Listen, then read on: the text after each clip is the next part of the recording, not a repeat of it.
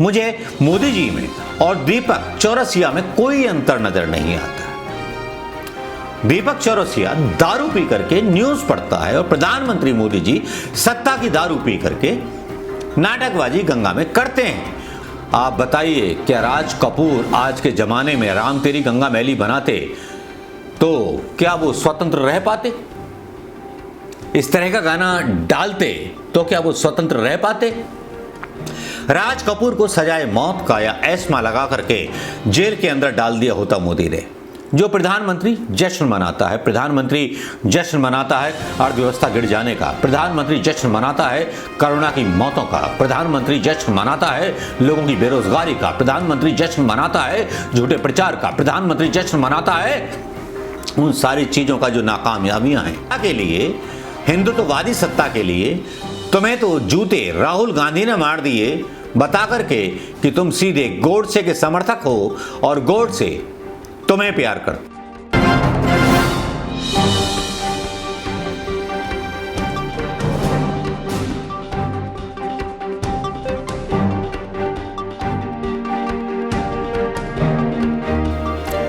दोस्तों नमस्कार, मैं मनोज कुमार शर्मा एक बार फिर आपके बीच में।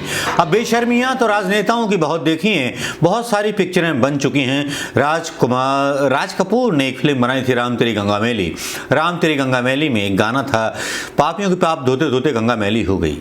लेकिन गंगा नहाते हुए प्रधानमंत्री मोदी जी अकेले जीव नजर आ रहे थे। लग रहा था कि जैसे पूरी भारतीय जनता पार्टी का पाप धोने के लिए अकेले वो ही हैं, बाकी के भारतीय जनता पार्टी के नेता फ्रेम से गायब थे। मैं ही अकेला रहूंगा, मैं ही अकेला करूंगा, जो करूंगा मैं करूंगा, फैसले लूंगा मैं करूंगा।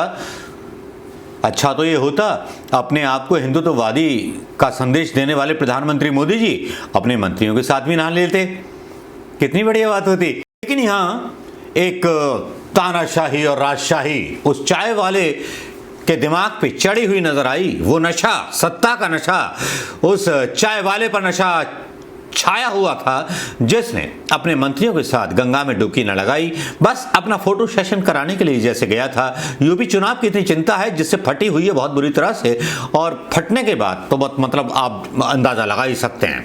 लेकिन सोशल मीडिया पर जिस तरह से प्रधानमंत्री मोदी जी की आलोचनाएं हो रही हैं वो वाकई बेकमाल हैं, कमाल हैं और धमाल हैं, जो धमाल मचा रही हैं। प्रधानमंत्री मोदी जी पर बड़ी तोहमतें लगाई जा रही हैं। तोहमतें इसलिए भी लगनी जरूरी है, आप कल्पना कीजिए, एक देश का प्रधानमंत्री स्टेट के चुनाव प्रचार की भूमिका बनाने में लगा हुआ है और देश की सीमाओं पर हमारे सैनिक शहीद हो रहे हैं। इतनी शर्म इस प्रधानमंत्री को नहीं है। मणिशंकर अय्यर ने बोला था एक शब्द, नीच। नीच से भी कोई नीच का शब्द होगा तो इस प्रधानमंत्री के लिए बहुत बड़ी उपाधि होगी।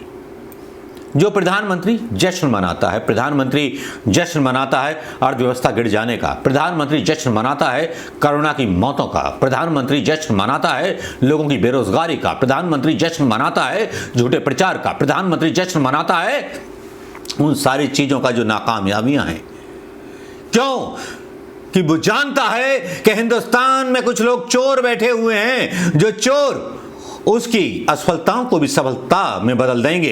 एक मीडिया वाले, टीवी चैनल वाले, एक पत्रकार, प्रिंट मीडिया वाले और जुडिशरी वाले और भी बहुत कुछ है उसके पास। हिंदुस्तान में खरीदने की ताकत होनी चाहिए। हिंदुस्तान में सब कुछ बिकता है, मोस्ट करप्टेड कंट्री हो गया है सबसे ज्यादा वर्ल्ड रैंकिंग में। लेकिन फिर भी हिंदुस्तानियों की आंख नहीं खुलती। हिंदुस्तानी बड़े भक्त जो हैं मोदी के, बड़े खुश हो रहे हैं, अरे मोदी जी नहा रहे हैं। भैया मोदी जी नहा रहे हैं तो बाकी की भारतीय जनता पार्टी नेता कहां गायब है वोट प्रेम से, बताइए। और जिस गंगा में मोदी जी नहा रहे हैं उस गंगा का यकीन क्या मोदी में है? गंगा पुत्र हैं मोदी जी। चुनाव प्रचार जैसे ही आया मोदी डुबकी लगाने पहुंच गए। मोदी पिछले 7 सालों में कितनी बार डुबकी लगाने आए? सवाल ये उठता है। मोदी जी कितना हाल चाल पूछने यूपी की जनता का आए?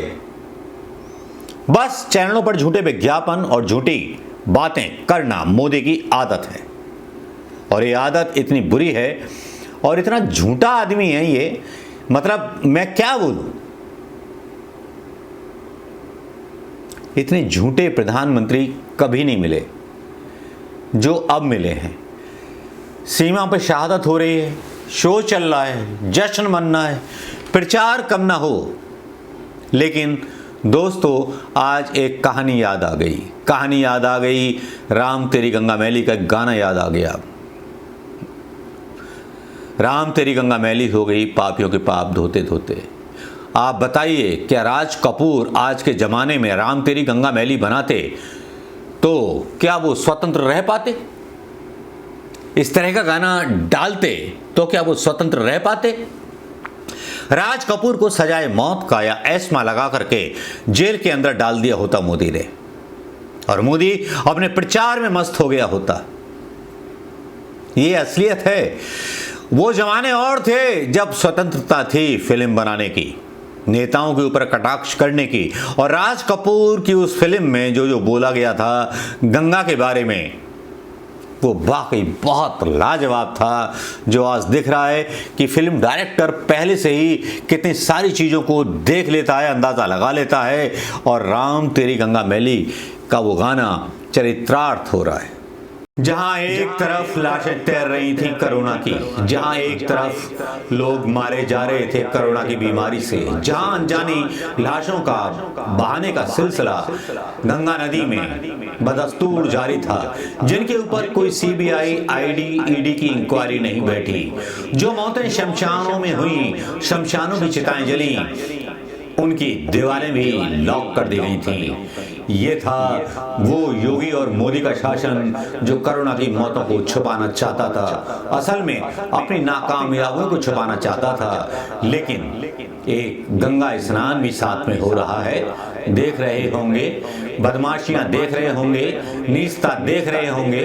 ये गंगा स्नान उन लाशों के बीच किया होता तो ज्यादा अच्छा होता। उन लाशों के बीच जिन लाशों को बहा दिया गया था, जो गुमनाम थी, जिनको आइडेंटिटी नहीं मिली। सरकार से पूछा जाता है तो सरकार बोलती है कि हमारे पास कोरोना का डेटा नहीं है, किसानों की मौत का डेटा नहीं है।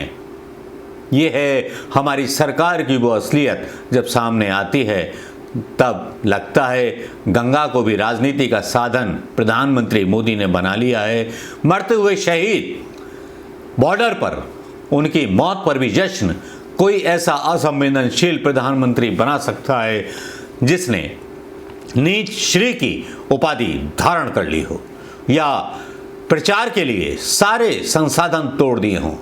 ये आज तो बात देश में है, लेकिन कल अंतर्राष्ट्रीय भी हो जाएगी, और अंतर्राष्ट्रीय इस तरह से होगी कि कहीं मुंह दिखाने के काबिल संघ भी ना रहेगा।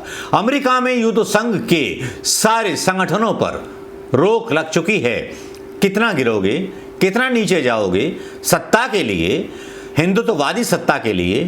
तुम्हें तो जूते राहुल गांधी ने मार दिए बता करके कि तुम सीधे गोडसे के समर्थक हो और गोडसे तुम्हें प्यार करता है।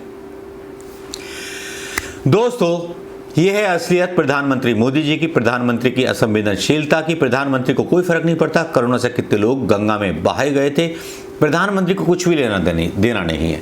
प्रधानमंत्री मोदी और मीडिया का मानना है कि लोग बहुत जल्दी भूल जाते हैं किसी भी चीज को, तो शायद ये आकलन उनकी अपनी एजेंसियों का होगा।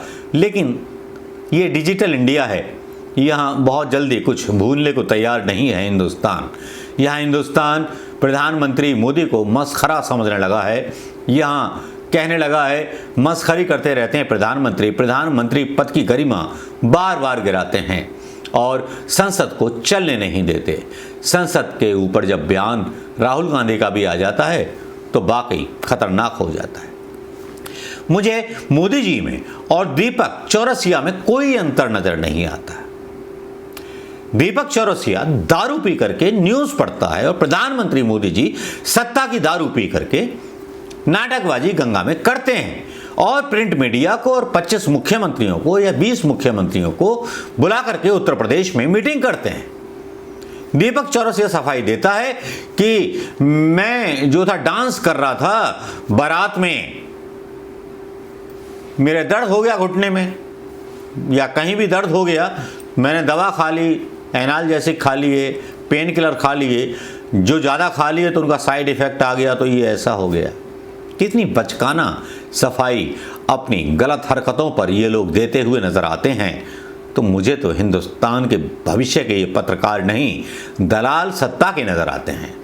आपको क्या लगता है दोस्तों इस आकलन के बारे में? बताइएगा जरूर। नमस्कार, जय हिंद दोस्तों।